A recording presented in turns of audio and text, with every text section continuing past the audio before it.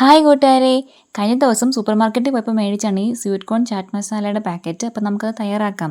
അതിനകത്തുള്ള sweet കോണിൻ്റെ packet പൊട്ടിച്ച് അതൊരു പാത്രത്തിലേക്ക് മാറ്റുക. ആ പാക്കറ്റിനകത്ത് കുറച്ച് ലിക്വിഡ് ഉണ്ട്, അതിൻ്റെ കൂടെ കുറച്ച് വെള്ളം കൂടെ ചേർത്ത് 20 മിനിറ്റ് വേവിച്ചെടുക്കണം.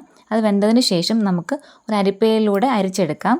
ആ വെള്ളം എല്ലാം പോയതിന് ശേഷം ആ സ്വീറ്റ് കോണിൻ്റെ മിക്സിലേക്ക് കുറച്ച് സവാള അരിഞ്ഞതും കുറച്ച് തക്കാളി അരിഞ്ഞതും കൂടെ ചേർത്ത് കൊടുക്കാം. അതിൻ്റെ കൂടെ ഈ പാക്കറ്റിൽ തന്നെയുള്ള സീസണിങ് മിക്സ് ഉണ്ട്, അതും കൂടെ ചേർത്ത് നമുക്ക് നന്നായി ഇളക്കിയെടുക്കാം.